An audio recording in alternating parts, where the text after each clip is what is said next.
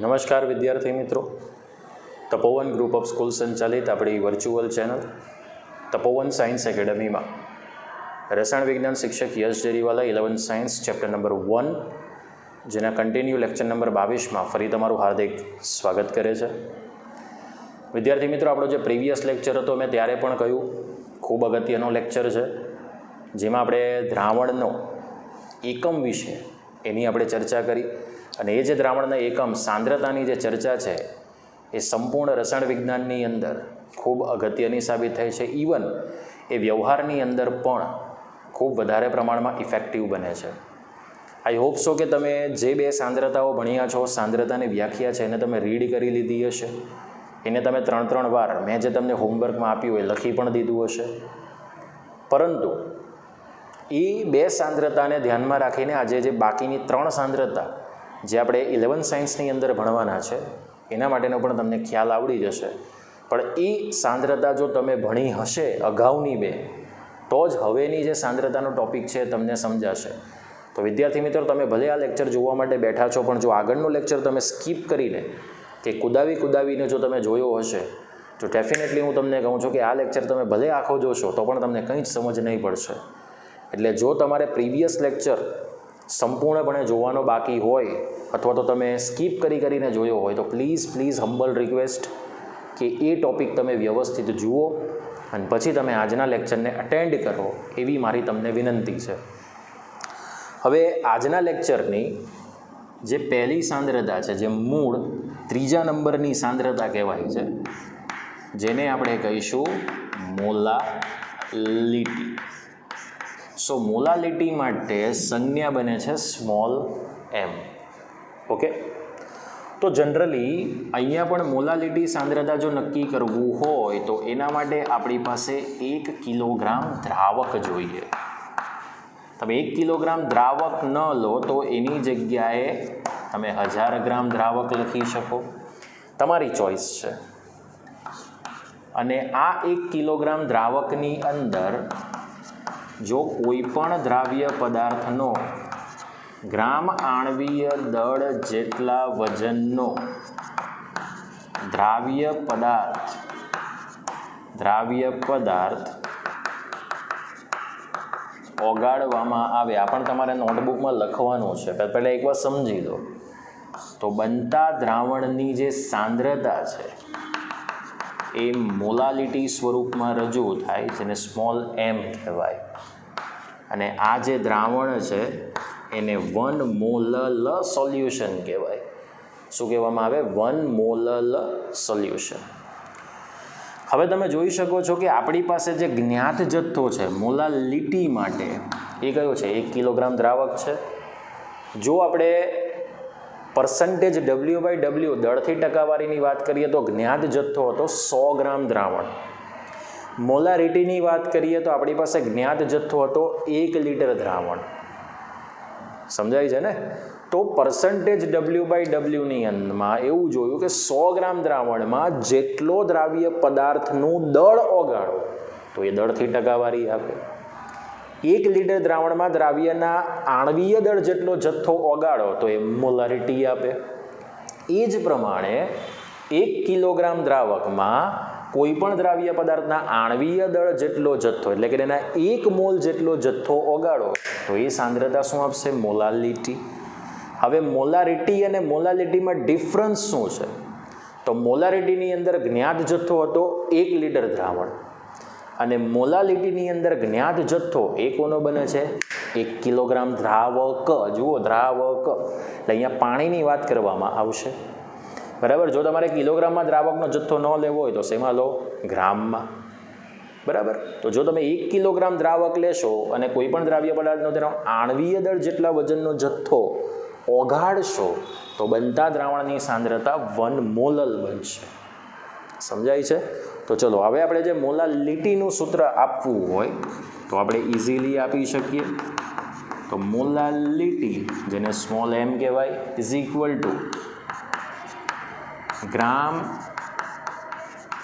છેદમાં આણ્વીય દળ. અને અહીંયા શું લખાશે વિદ્યાર્થી મિત્રો?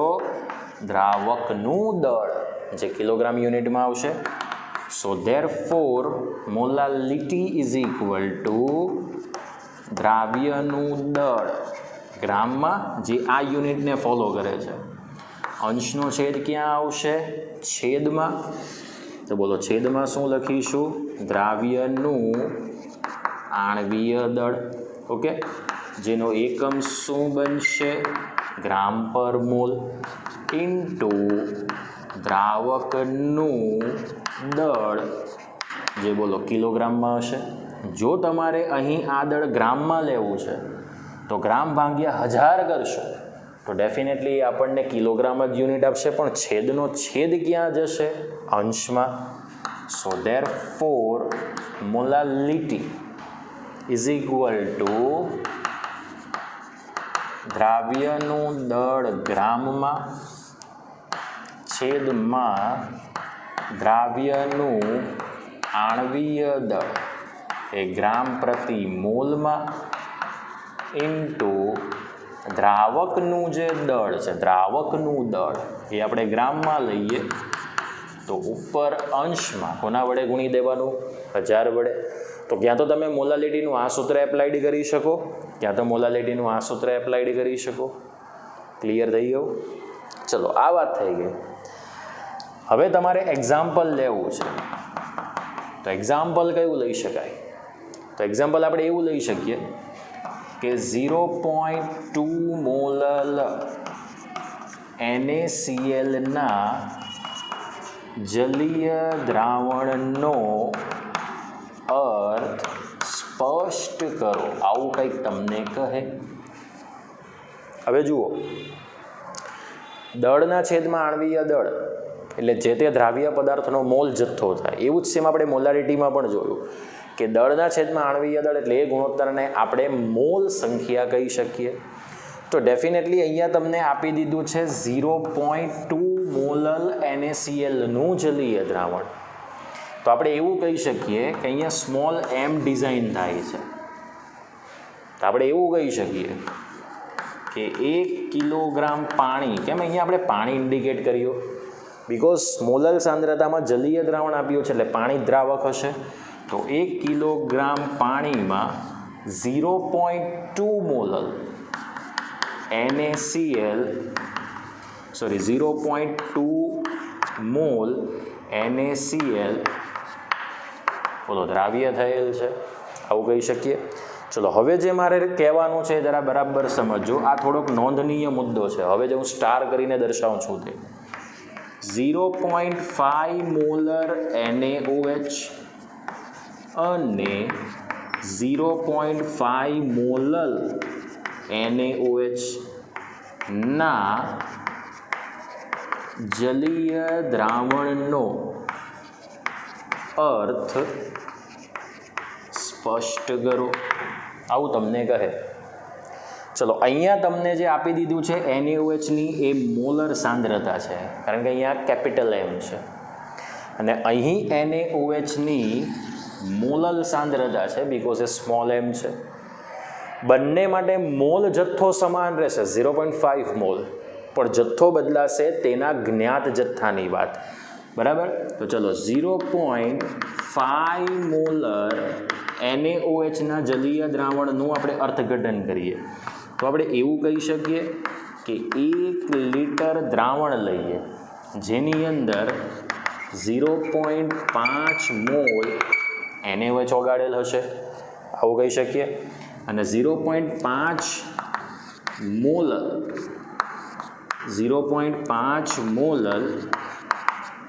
આપણે NaOHના જલીય દ્રાવણની વાત કરીએ તો એવું કહી શકીએ કે 1 કિલોગ્રામ પાણી, કારણ કે અહીંયા દ્રાવક લખવું જરૂરી છે, 1 કિલોગ્રામ પાણીમાં 0.5 મોલ NaOH દ્રાવ્ય થયેલ છે, લખી શકીએ. જુઓ, બંનેમાં ડિફરન્સ કેટલો છે? ડિફરન્સ એના જ્ઞાત જથ્થામાં છે. 0.5 મોલર NaOH માટે જ્ઞાત જથ્થો 1 લિટર દ્રાવણનો છે, પણ મોલ સંખ્યા સમાન છે 0.5 મોલ. અને 0.5 મોલર NaOHના જલીય દ્રાવણ માટે 1 કિલોગ્રામ પાણીમાં 0.5 મોલ NaOHનો જથ્થો ઓગાળેલો હોય છે. હવે જો તમારી પાસે દ્રાવક તરીકે પાણી હોય બંનેમાં દ્રાવક, અહીંયા બી દ્રાવણ તો 1 લીટર છે, પણ હશે તો પાણી જ, કારણ કે જલીય દ્રાવણ છે.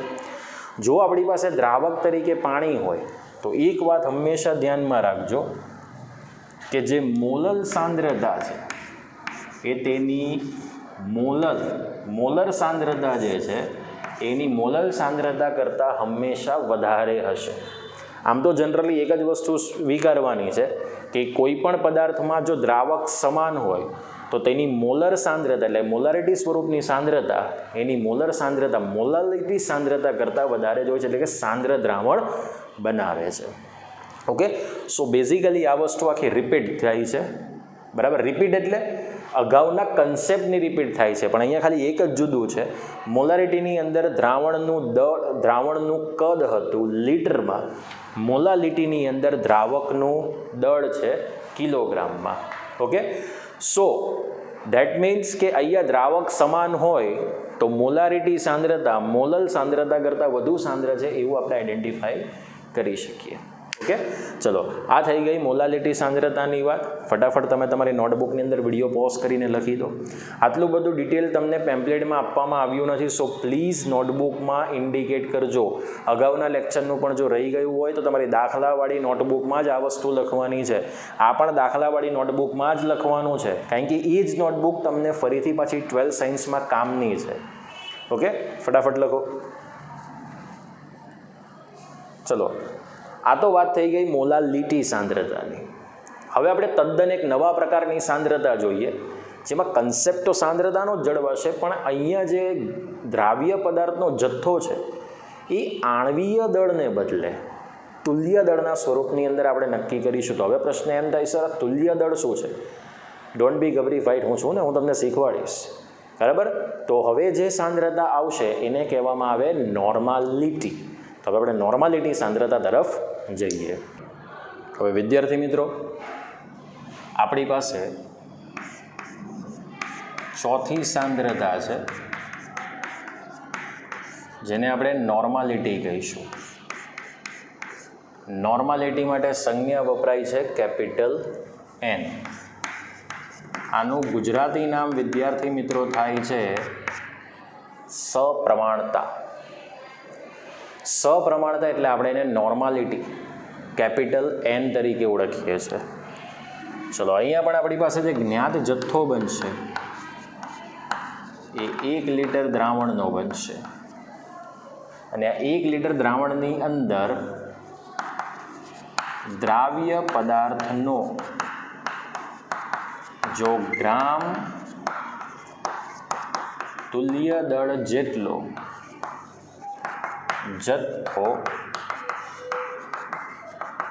ઓગાળવામાં આવે, તુલ્ય દળ જેટલો જથ્થો ઓગાળવામાં આવે તો બનતા દ્રાવણને વન નોર્મલ દ્રાવણ કહેવાય. અને આ દ્રાવણની જે સાંદ્રતા હશે એ આપણને નોર્માલિટી તરીકે ઓળખવામાં આવશે.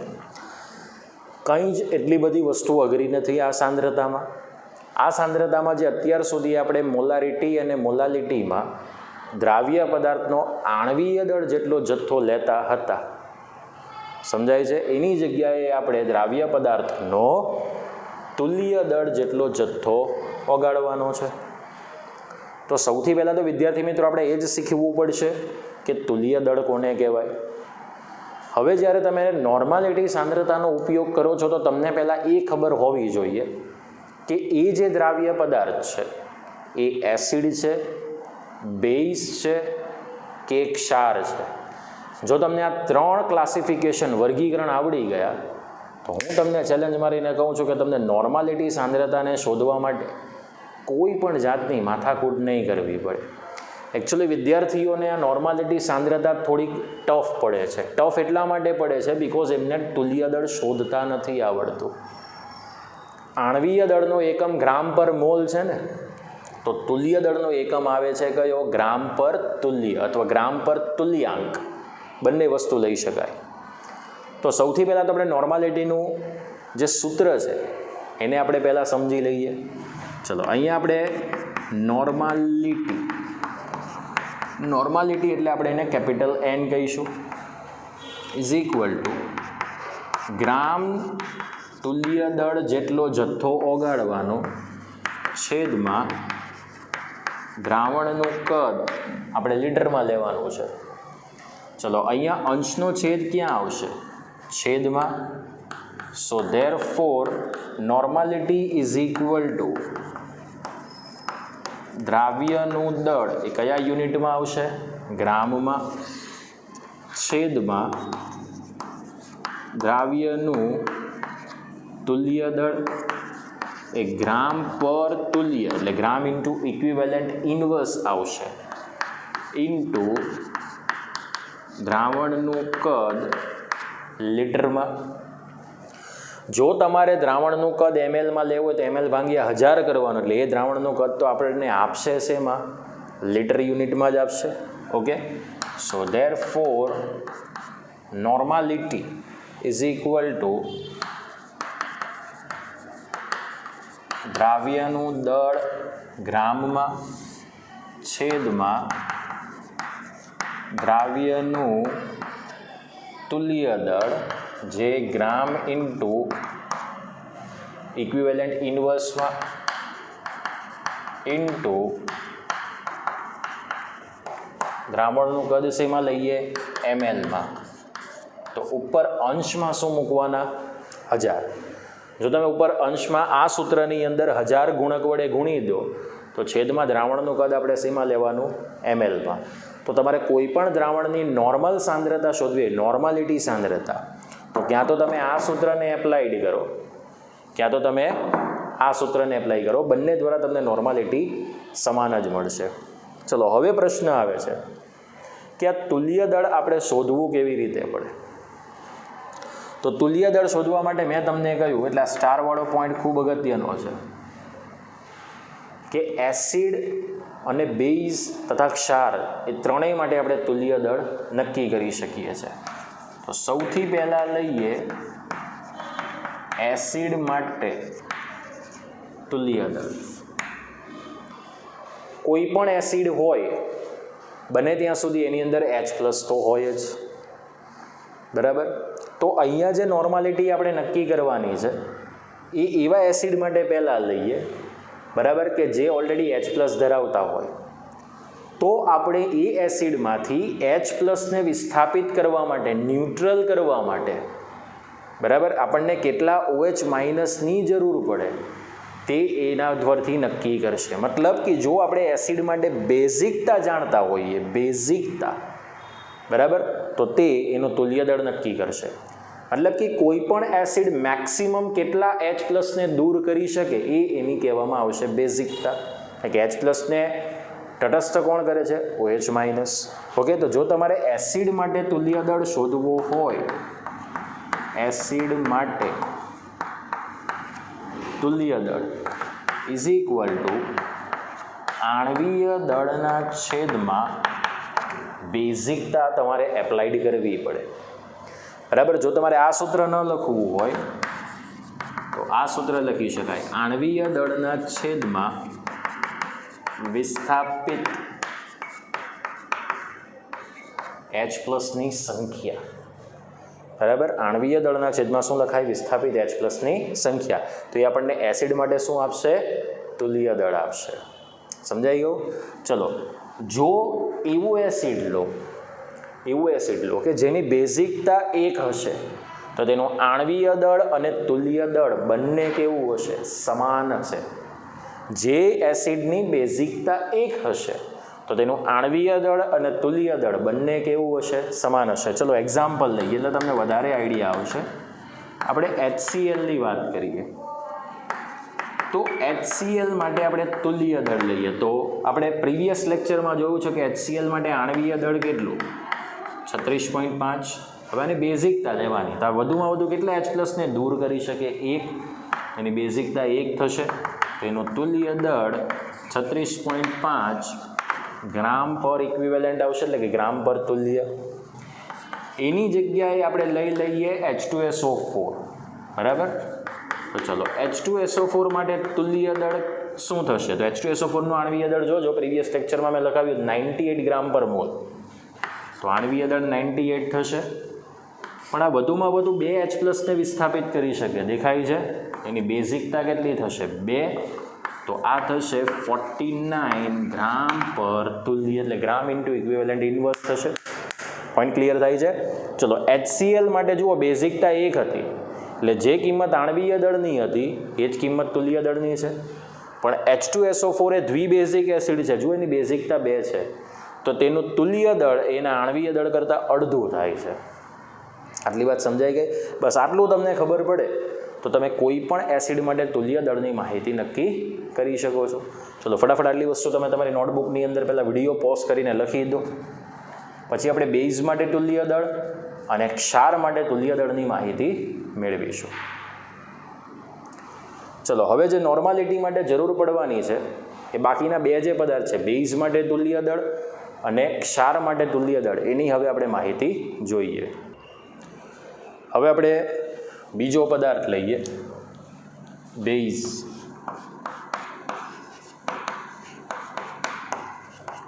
બેઝ માટે તુલ્ય દળ. તો વિદ્યાર્થી મિત્રો, બેઝ માટે તુલ્ય દળ એ એસિડ કરતાં સીધું રિવર્સ કરવાનું, ઇઝ ઇક્વલ ટુ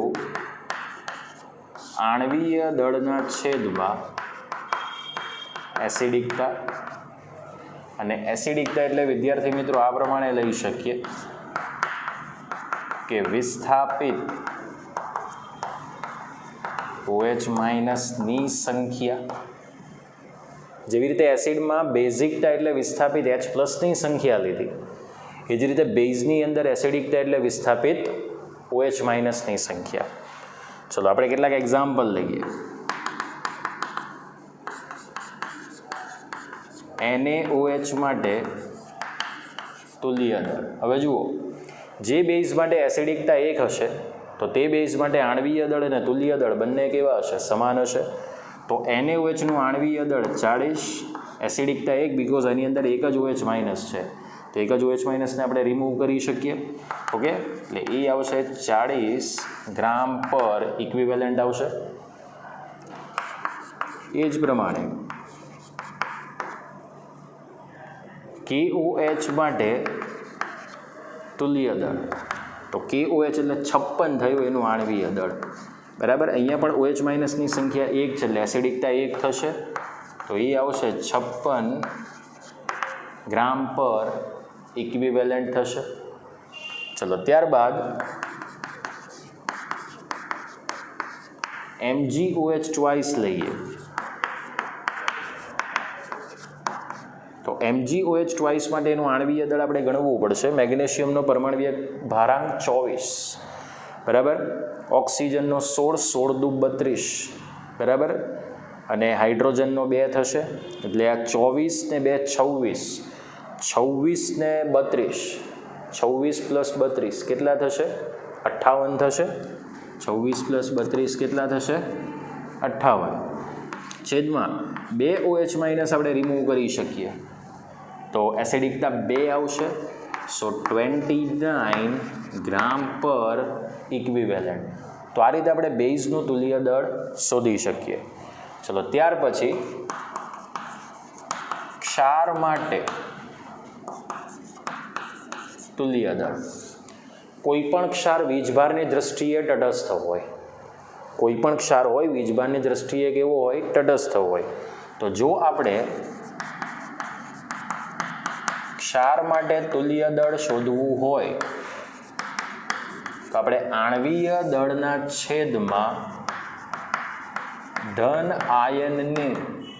આયનનો કુલ વીજભાર મૂકવાનો. જો તમારે ક્ષાર માટે તુલ્ય દળ શોધવું હોય તો એના માટેનું સૂત્ર છે આણવીય દળના છેદમાં ધન આયનનો કુલ વીજભાર. દાખલા તરીકે આપણે કેટલાક એક્ઝામ્પલ લઈએ કે આપણી પાસે AlCl3 પ્રકારનો ક્ષાર છે, બરાબર, એનું જલીય દ્રાવણ જ લેવું પડે. તો 2 આયનો છૂટા પડશે, એક Al+3 aqueous અને બીજું Cl- aqueous. હવે જુઓ, 3 આને આપવાનું, 1 આને આપવાનો, પહેલો ધન આયન ને બીજો ઋણ આયન. ક્લિયર થઈ ગયું? પણ અહીંયા Cl માઇનસની ટોટલ સંખ્યા કેટલી છે 3, તો એ આપણે અહીંયા 3 ગુણી દેવાના. Al પ્લસ 3 અને 3Cl માઇનસ, તો આપણે ધન આયનના કુલ વીજભારની વાત છે, તો ચલો AlCl3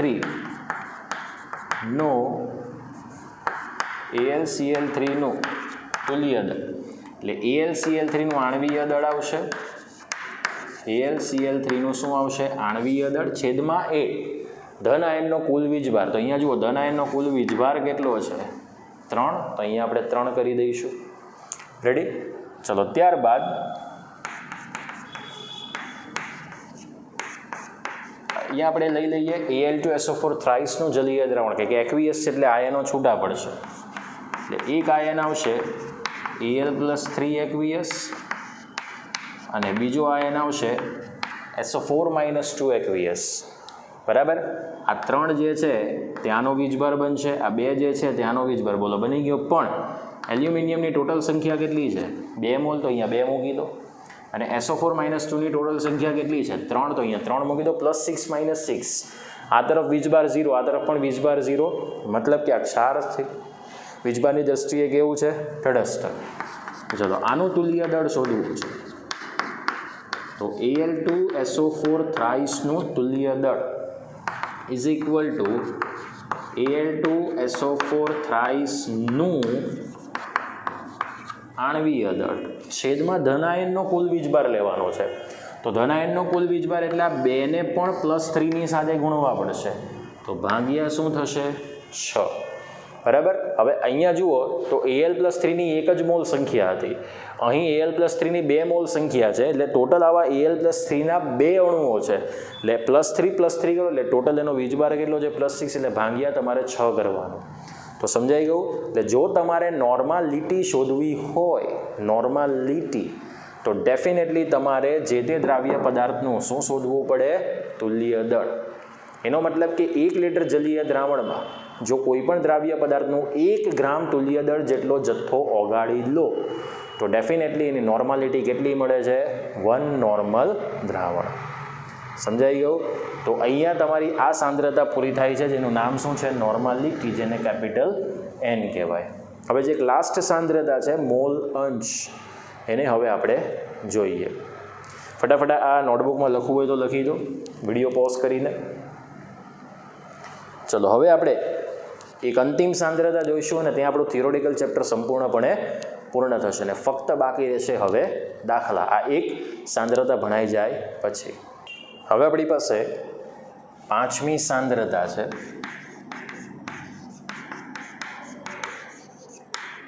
જેને મોલ અંશ કહેવાય. મોલ અંશ એટલે એને સંજ્ઞા આપવામાં આવશે કેપિટલ X. હવે આ એક એવી સાંદ્રતા છે વિદ્યાર્થી મિત્રો કે જે દ્રાવણની અંદર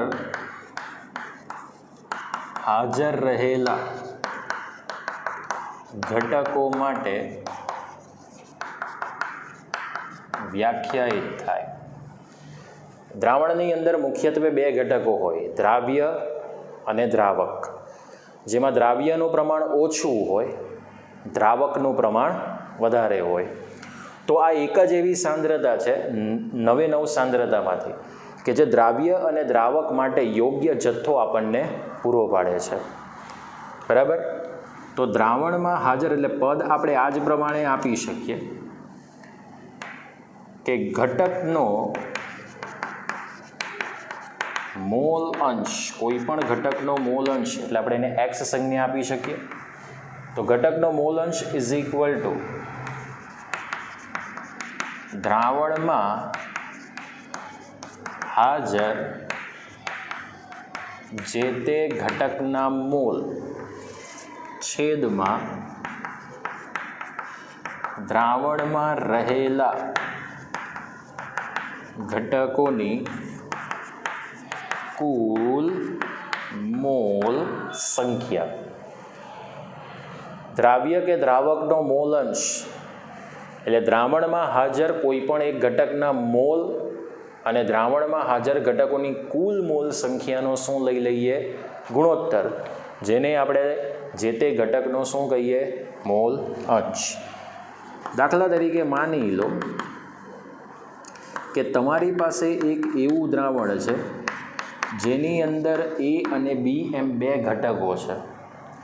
જો તમારે ઘટક A અને ઘટક B આ બંનેનો મોલ અંશ શોધવો હોય તો ડેફિનેટલી બંનેની મોલ સંખ્યા જોઈએ. તો સૌથી પહેલાં તો A ઘટકની મોલ સંખ્યા મેળવી લો Na, ત્યારબાદ B ઘટકની મોલ સંખ્યા મેળવી લો Nb, અને આ મળી ગયા બાદ બંને ઘટકોના મોલની સંખ્યાનો શું કરી લો? સરવાળો. બરાબર. તો આપણને માની લો એ ઘટકના મોલ અંશ શોધવા હોય, એ ઘટકના મોલ અંશ, તો આપણે XA લખી શકીએ. તો XA is equal two Na ના છેદમાં Na પ્લસ Nb. લખાઈ ગઈ નહીં? ચાલો આપણે XBની વાત કરીએ તો Nb ના છેદમાં Na પ્લસ Nb. બંને ઘટકો માટે Na પ્લસ Nbનો સરવાળો કોમન આવશે. જે કંઈક જુદું આવશે એ Na અને Nb A અને B ઘટકની મોલ સંખ્યા જુદી આવશે. એટલો પોઈન્ટ ક્લિયર થયો. હવે દ્રાવણમાં હાજર ગમે એટલા ઘટકો હોય, દરેક ઘટકના મોલ અંશનો સરવાળો એક આવે. ઇન ધ સેન્સ કે XA અને XB જો તમે આ બંનેનો સરવાળો કરશો તો એ સરવાળો આપણને એક જ મળશે. કેમ? કારણ કે આ મોલ અંશ છે. અંશ એટલે એક પ્રકારનો ફ્રેક્શન છે, એક ભાગ છે, અને એ ભાગની રેન્જ હંમેશા 0 થી 1માં જ હોય. 0 થી 1માં હોય. અને દ્રાવણમાં રહેલા કોઈ પણ ઘટકના મોલ અંશની રેન્જ આ પ્રમાણે જ મળે: 0 less than equal to x less than equal to 1. બરાબર. મતલબ કે મોલ અંશની કિંમત 0 જેટલી ક્યાં તો 0 થી મોટી, ક્યાં તો 1 જેટલી અથવા 1 થી નાની જ પ્રાપ્ત થશે. પણ એક વાત ધ્યાનમાં રાખવી કે દ્રાવ્યનો મોલ અંશ નાનો હોય, દ્રાવકનો મોલ અંશ થોડો મોટો હોય, પણ બંનેની રેન્જ એ 0 થી 1માં જ ડિઝાઇન થાય. ચલો આના પરથી આપણે એક એક્ઝામ્પલ લઈએ. એક્ઝામ્પલ કંઈક આ રીતનું છે કે દ્રાવણની અંદર માની લો A, B અને C એમ 3 ઘટકો છે, જેમાં તમને એવું કહ્યું છે કે A ઘટકના મોલ અંશ 0.2 અને B ઘટકના મોલ અંશ 0.1 મોલ અંશ. A ઘટકના મોલ અંશ 0.2, B ઘટકના મોલ અંશ 0.1, તો તમે C ઘટકના મોલ અંશ શોધો. તો સૌથી પહેલાં તો આપણને ખબર છે કે ત્રણેય ઘટકો જે છે એના મોલ અંશનો સરવાળો 1 થશે. હવે તમને A અને B ના મોલ અંશ આપી દીધા છે અને C ના મોલ અંશ તમારે શોધવાના છે. તો 1માંથી બેનો સરવાળો બાદ કરશો તો XC તમને કેટલું મળશે? 0.7. મોલ અંશનો કોઈ એકમ હોતો નથી, આ વસ્તુ સમજી લેજો. કેમ? કારણ કે મોલનો જ ગુણોત્તર છે. મોલ એક પ્રકારની સંખ્યા છે ને એનો એકમ જ મોલ આવે. તો મોલના છેદમાં મોલ, યુનિટ કેન્સલ આઉટ થઈ જશે, એટલે મોલ અંશને કોઈ એકમ હોતો નથી. તો તમારી 5મી સાંદ્રતા થઈ ગઈ મોલ અંશ, જે એકચ્યુઅલી તમને પેમ્પલેટમાં આપી નથી, એટલે આ પ્રમાણે લખી દેજો. ચલો ફટાફટ વિડીયો પોઝ કરીને લખી દો. અને આ એક એવી સાંદ્રતા છે જે દ્રાવણમાં હાજર દ્રાવ્ય અને દ્રાવક આ બંનેની સ્વતંત્ર સાંદ્રતા નક્કી કરે છે કે આપણે કેટલો જથ્થો ઓગાળી શકીએ. સો બેઝિકલી આપણું અહીંયા થિયોરિટિકલ ચેપ્ટર વિદ્યાર્થી મિત્રો પૂર્ણ થાય છે. સાંદ્રતા બધી આવી નથી, 4 સાંદ્રતા બાકી છે, જે આપણે 12th સાયન્સના ચેપ્ટર નંબર 2માં જોઈશું, જ્યારે આપણે 12th સાયન્સ શરૂઆત કરીશું. ઓકે. સો આ જેટલી પણ સાંદ્રતાઓ ચાલી ગઈ, આ સાંદ્રતાઓ પણ તમારે 3 વાર લખવાની છે. સો આ જેટલી સાંદ્રતા 11 સાયન્સની અંદર મેં ચલાવી દીધી એ બધી તમને કમ્પ્લીટ ખબર હોવી જોઈએ. તો જ હવે તમે જે સાંદ્રતા પર આધારિત દાખલા છે એની ગણતરી કરી શકશો. તો નેક્સ્ટ લેક્ચરની અંદર જે દાખલાઓ બાકી છે એ પૂરા કરીશું અને ચેપ્ટર નંબર 1 એ સંપૂર્ણપણે ક્લોઝ થશે. ઓકે. તો મળીએ આપણે નેક્સ્ટ લેક્ચરમાં. જય હિન્દ, જય ભારત.